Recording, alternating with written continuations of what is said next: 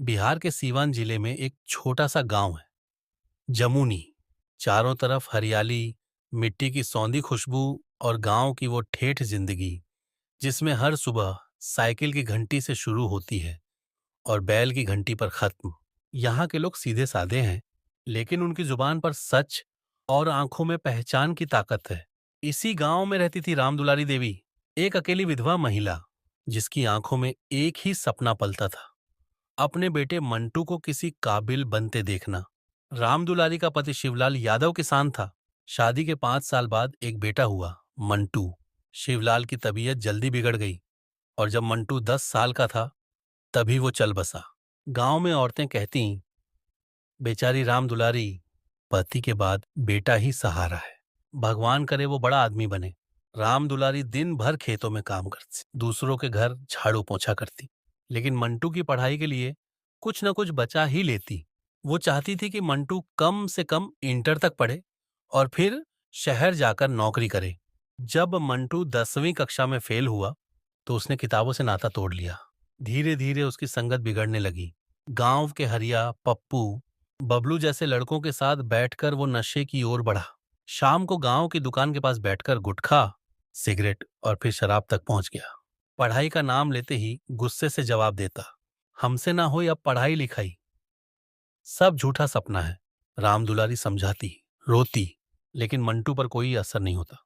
गांव वालों ने ताना देना शुरू कर दिया, राम दुलारी का बेटा पूरा आवारा हो गया, न घर की चिंता न मां की। एक दिन गांव के मुखिया जी के घर शादी थी। पूरे गांव को बुलाया गया, लेकिन राम दुलारी को दरवाजे पर रोक दिया गया। माफ करना बहन, लेकिन मंटू का बर्ताव ठीक नहीं, इसलिए आप लोग मत आना। राम दुलारी आंखों में आंसू लिए वापस लौट आई।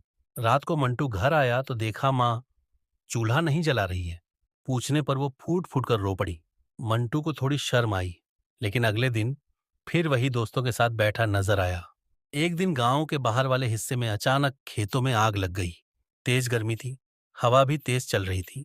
आग की लपटें पास के घरों तक पहुंचने लगी। लोग इधर उधर भागने लगे। सब लोग पानी लाने दौड़े, लेकिन सबसे पहले दौड़ा मंटू। उसने कुएं से बाल्टी खींची, पाइप जोड़ा और नंगे पैर खेतों की ओर भागा। एक घर में फंसी बच्ची को उसने अपनी पीठ पर बिठाकर बाहर निकाला। पूरे गांव ने देखा, वही मंटू जो कल तक आवारा था, आज सबकी जान बचा रहा है। जब आग बुझी तो लोग तालियां बजा रहे थे। किसी ने कहा, अरे ये तो रामदुलारी का बेटा है। उस रात मंटू चुप था। मां ने कहा, बेटा आज तूने साबित कर दिया कि तू बुरा नहीं है, बस तूने अपनी अच्छाई को छिपा रखा था। अब भी वक्त है मंटू, बदल जा बेटा, तुझसे ही मेरी जिंदगी है। मंटू ने मां के पैर पकड़ लिए और फूट फूट कर रो पड़ा। उसी दिन उसने शराब, सिगरेट सब छोड़ दिया, दोस्तों से दूरी बना ली।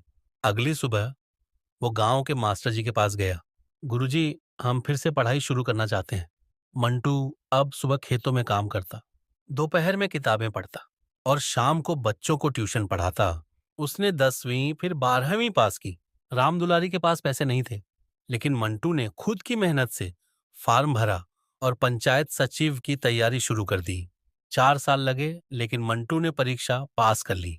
गांव में जब मंटू का नियुक्ति पत्र आया तो गांव वालों ने उसे कंधे पर उठा लिया। मुखिया जी ने कहा, हमने तुम्हें गलत समझा मंटू, लेकिन तू तो गांव की शान निकला। रामदुलारी आज सबसे आगे खड़ी थी, आंखों में गर्व और मुस्कान। उसने कहा, मेरा बेटा अब आवारा नहीं, अधिकारों की आवाज है। कोई भी इंसान हमेशा बुरा नहीं होता, उसे बस एक मौका चाहिए बदलने का। मां की दुआ और विश्वास में वो ताकत होती है जो पत्थर को भी मोम बना देती है।